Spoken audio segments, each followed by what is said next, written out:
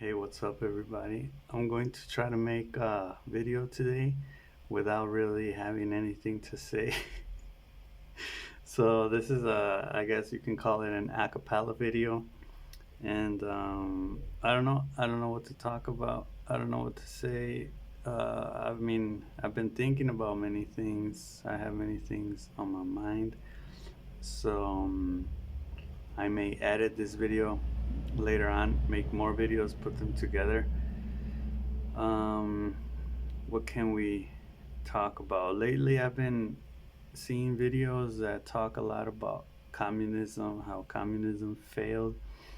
And I saw this pretty interesting one on Gnosticism and how communism is a religion. Gnosticism is this thing where the Gnostics believe in Gnosticism. Gnosticism is when it's kind of hard to describe Gnosticism, but they are esoteric teachings. And I guess this guy was saying that Hitler and a lot of communists have had the um, Gnostic mentality where they think in this type of Gnostic way, but also more importantly the dialectic. I was kind of intrigued and at the same time kind of mad that the dialectic got put into question. Basically, we know that Marx was with Hegel, right, and they kind of developed the communist theory. And I mean, it kind of makes sense if you think about it from the perspective of Hegel. Hegel is the one that in philosophy came up with the theses, antitheses, and synthesis perspective, right? And then that synthesis creates or is a thesis of another antithesis, and then those two create another synthesis, and so on. So I guess it's kind of interesting because I guess according to and this kind of goes, I've also saw this from this guy, this quote that said, "Silence will maintain the status quo, and talking leads to an uncertain future when you talk, right? So if you're able to stay quiet, if silence, right, that maintains the status quo, but when you talk, that's going to lead to an uncertain future." And this could be explained a little bit with the whole theses, antitheses, right? Where if you have something that uh, you think this is right, A, and then you have the antitheses, which let's call B. Um, Hegel's dialectic says that you have to find a way for both of those things to kind of come together and create a third thing, right? Like a C. And that third thing is the synthesis. Well, that eventually is supposed to lead you to God, because you end up like combining all of the knowledge. Um, but then I remember in the university there was this nature versus nurture debate that is actually still going on in the sciences, and it's interesting because anytime you would ask people, which is it? How are you? What makes you you? Is it nature, right? Is it like your DNA? Is it how you were genetically like supposed to be made, or is it nurture? Is it what people teach you, your parents, what you learn in school, your friends, etc.? Right? Is it nature or is it nurture? And anytime you ask people this, they say, well, it's a little bit of both, isn't it? It's a combination of both, or it depends, right? A lot of people say it depends, which I've always thought was stupid, and I eventually came across this quote in some book in college that said, "That's bad science. When you don't pick a side to an argument, you're that's bad science because that's lazy. You're really not doing anything, and you're not gonna do anything. Because if you're to, for example, my position back in college was nurture. It doesn't really matter what genes you have, right? And I know that's not 100% true, but you have to take a position, right? And this is kind of what they say in the dialectic. It's not the combination of two things. You have to decide, is it the thesis or the antithesis that you're going to go with, right? You have to decide. You have to do good science. So then back in college, I said, for me, it's the nurture. For me, it's the way you're brought up. It's your parents, it's your siblings, it's your community, it's your context, right? And I still believe this to a fault. Up to today, I still think is, or up to now, I still think it's true. It's because, and I even came up with arguments for this, right? Like epigenetics.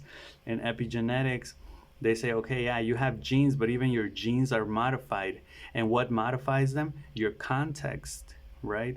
So even your DNA will get modified. And I think that's really important to do, right? You do have to take a side. You have to be firm. Um, but again, you shouldn't be too radical. So this guy, I mean, what he said was basically, yeah, like communism is all bad, doing the dialectic is all bad. It just confuses people. It makes people like think and not really think. That's kind of like where I was like, well, if like what communism or what the authoritarian regimes are trying to do is they're trying to confuse you by making you think, then if you shouldn't be doing that, then what should you be thinking about, right? And that's kind of like where I think about this. If you're going to go against something, well, what are you proposing? What are you, like in Spanish, they say el que se opone que propone. So what are you bringing to the table then? What's your big solution? And most of these people, the thing that I see with them is that they just critique, right? They just criticize some form of ideology or multiple stances, right? And they say things shouldn't be like that. I think the stance that I could take personally, which I've always kind of thought is real, is everything that exists is part of our nature, right? Like there's this idea that even technology there's nothing more human than technology. And people will say, well, that's just inhumane, or the way that people spend hours on their phone is inhumane. That's, where's the humanity in that? And it's funny because people will say, well, there's nothing more human than technology. There's nothing more human than a cell phone. Who made a cell phone? Was that made by like a computer? Did a computer give this to us to use, and we're just, slaves of these robots? It's like, no, the technology that we have nowadays, from like in Space Odyssey 2001, where they used the stick for the first time. The apes used the stick, right, to beat each other with. um, that's human, right? All of that. I was also reading somewhere that they said Huxley, which was he was known as Darwin's pit bull. He said they try to ask him, like, well, since we come from apes, since we come from monkeys, do you come from something along the lines of, do monkeys come from your grandparents or your grandmother's side of the family, right? Something like that. And he said, I'm not saying that we come from monkeys. I'm saying that monkeys, chimpanzees, and humans all come from a common ancestor, right? And that's kind of to put it into perspective. We're not saying we're monkeys. Monkeys, a long time ago, probably weren't even monkeys. They were something else, but we come from that source, right? And yeah, what I was talking about technology, how we are able to, use all these tools, which there's this idea that really the technology that we use is really just an extension of our hands, right? And of our eyes to a certain extent. Like I was talking about it once, of our eyes, mouth, and hands and fingers. So all this technology is human, right? Everything that exists in this world, and you can't discard it. You can't say, well, things should, Hitler shouldn't have existed, because they say that Hitler supposedly, or it's popular to mention Hitler as like the worst human being that has ever lived, right? Um, and it's like, no, everything, I think everything that has existed so far, and that will exist, has its place, has its reason. There's a reason why everything that has happened. And the ideas that are circling around, whether they're capitalists, whether they're communists, whether they're dialectics, whether they're, firm scientific approaches, whether they're science, whether they're subjective opinion and esoteric teachings, they all fit into the whole that is, life, that is human experience. So, I'm also not saying that you shouldn't debate it or you shouldn't argue against certain ideologies. I mean, you can have your moments to argue against them, but to try to eradicate them or firmly oppose any type of ideology is just wrong, because there's a reason why they came up. There's a reason why they exist, right? And we can enter really evil territory and say, well, how can you have kids be, starving to death, be part of life? And it's like, well, it is part of life. If it exists, how are you going to say that it shouldn't exist, or that you don't want it to exist? It exists already. It's already happened. It's already in the history of human experience and of human life, right? Now, that's not to say that you shouldn't oppose it, right? And you shouldn't try to question it, right? But yeah, going back to this, what do you propose then? I think it's really hard to try to pinpoint some functional way of living, because and I see this in politicians, and not in politicians. I see this in people that support politicians. They're very, they can get very dogmatic and radical, like my candidate or my president is right, he's the best. Like even what he does wrong, he does it right. There's no wrong in him, right? Like everything he does is right. And it's like, no, people are complex, as we know. They're gray, they're black, they're half black, half white, right? So they have good and they have bad in them. Everybody does. So to think of one person as, or even to think of that there's one system, like communism, I think that's ideally that's what they try to do. They try to imagine a perfect world where everybody's happy, which this guy was saying, and that's kind of a radical perspective, and it makes me wonder. He was saying that it's actually a way to that progress, or all these people that talk about progress, it's actually a way to accelerate our demise, right? To get closer to the end. So it's like, let's go, let's hurry up and get closer to the end, right? And then he says, well, that's why communism, they say communism has failed, but it's actually succeeded, because that's what communism is supposed to do. It's supposed to kill people. It's supposed to, create hunger, create diseases. Economically, it's supposed to destroy the country, right? So many people adopt it. But yeah, I think you should have the perspective of a spectator, of a curious spectator, if you are going to undertake any type of ideology. um, well, I think first of all it should be an ideology that you've been with for a while. For example, in my case, I would think it's still, I mean, I think I have a type, I looked up on the internet cynicism, and cynicism actually is different to what I thought it was. Cynicism, what the cynics do in philosophy is that they actually reject all type of life pleasure, right? So they say, I don't care about, eating, about doing anything. Like, all I'm going to do is like study and live virtuous, you know? I'm not going to give in to the temptations of life. And I think that's not what I was thinking cynicism was, right? I thought what cynicism was actually your perspective of, seeing everything as as something that just is wrong, just viewing everything as wrong.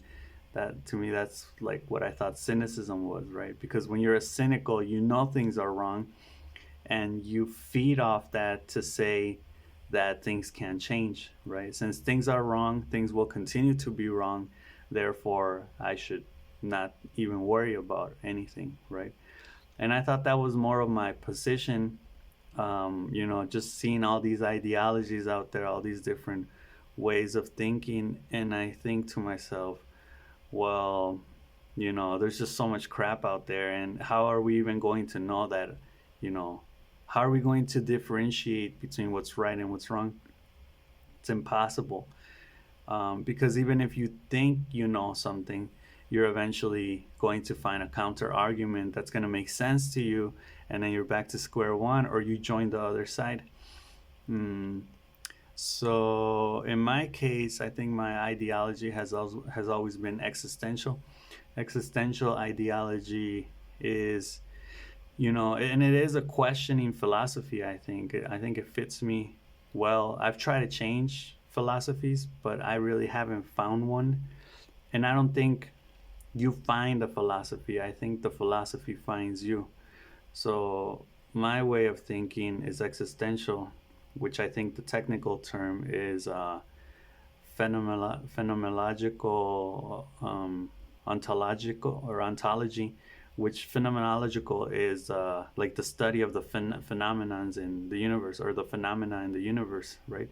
And ontological is of the human being, right? It has to do with the human being in your life span, right? Because we have the other one, which is phylogenetical, I think, and that one has to do with you, but like as a species throughout history. So if you're talking about you in your lifetime in relation to the phenomena that is happening around you, it's pretty crazy, right? You think about everything that happens to you, everything around you. You question your life, you question the meaning. And actually, Viktor Frankl developed logotherapy based off the existential philosophy, right? Which is the philosophy of meaning, which I think is what ultimately drives human beings, or at least it drives me, right? I need to have meaning, I need to have purpose, I need to have objectives, I need to look at the future, because that's what ultimately drives me. So if I'm in the middle of a mess, right, I like to organize my ideas, because I think that's the first thing you need to do. You need to make sense of what you're doing, and after you make sense of what you're doing, you can go out and with your goal in mind, right, motivated, then work towards your objectives, right? Obviously, all of this is done privately, is done from a personal perspective. And if you were to put it out there for other people, they're going to criticize it, they're going to deconstruct it, they're going to say there's really no meaning. And it's true, right? It's true. So you kind of have to act, you're kind of an actor, you're putting your own play on. And but you do need something, because if you have nothing, because there is nothing, and if you have nothing, no type of ideology, no type of philosophy, then you're going to live a pretty empty, nihilistic, angry life, right? I think that's kind of the problem with humans today. We realize that nothing is really um, worth it, right? We realize that nothing is really worth anything. So we're cynical about it, and we're upset, we're angry, because there's really no purpose. There's really no one to guide us, right? We say, well, where is God? God exists, but where is He? We don't have great leaders to follow, right? We don't, all we have are historical figures, historical characters. But in the present day, who can we say is a great leader, right? We live in a democratic world, right? That's what they want. That's what all countries pursue, democracy. And when you have a democracy, you have equality in theory, and you have everybody the same. So you don't really have a leader, you don't have anyone to follow, you don't have, you know leadership values, when everything that societies are valuing supposedly is this, equality and freedom crap. Which freedom isn't all that it's set out to be. You do need order, and you need meaning, because with freedom brings chaos, right? When all you have is freedom, and you don't have any direction, then you're gonna end up, pretty lost. um, so yeah, I think that's kind of like the problem with today in the world. You don't really have great leaders to look forward to, and since we don't have them, we have to create them, right? We have to um, conceptualize what we want through goals, through objectives, right? Because the capitalist mentality fails when all is based on money, right? And material things. Like you just want, to have a good car, to have a good house, to buy the next video game console, right? The next cell phone. Um, and that's, you know, I think it's an okay way to live, but it doesn't, it's not the whole picture. It's not going to complete you, you know, indefinitely. You need more than just, money and material things. And that's where your work comes in. It's like the government, the capitalist societies, they give you that part. They give you that, work towards your objective of money, of getting things, material things, and that's already there for you, right? You already automatically, once you're born into a capitalist society, you automatically want money to buy candy, to buy toys, to buy a car, to buy a house, right? That's already there for you. You don't have to work. You don't have to think about that. That's there. But the more, and it's actually, logotherapy is more of a spiritual therapy, right? More of the existential idea is more spiritual. You have to fill the spiritual, your spiritual intentions, right? Your spiritual motivations, your spiritual needs. You have to fill those up, um, on your own. It's a personal task. It's something that you do, and it's a fun task. It's really fun to sit down and, ask yourself, what do I want? And what do I need to, and when do I want it, and what do I need to do to get there? And then you work with that in your day-to-day life, right? You go out into the world with your goals and with your motivation, and that's how you're able to well, not only get ahead in life, but get through life, right? Get through life in a meaningful way. Yeah, because people will say, well, when you die, none of it matters, and eventually the human species will probably be wiped out and none of this will be remembered. Yeah, but you're here in the meantime, right? So what are you going to do in the meantime? Are you going to live cynically like that, or are you going to actually try to do something about it, right? Which you can, but like I said, it's fantasy. You're acting. It's not real, right? We know that. And logotherapy and existential therapy and existential philosophy doesn't say that, it's real, that what you're going to do or the meaning that you're going to find. It actually begins by questioning meaning, right? What is meaning? Meaning is not real, so it does have nihilistic tendencies, anarchist tendencies, but it's not nihilistic, right? Because then it says, well, you have to give it meaning, right? And maybe your interpretation is wrong, maybe it's right. Who the fuck cares? As long as you have an interpretation, you have a meaning, right? That's all that really matters, because that's going to help you, right? And it really does. So that's all I got to say for right now, this acapella video, and I'll see you on the next one.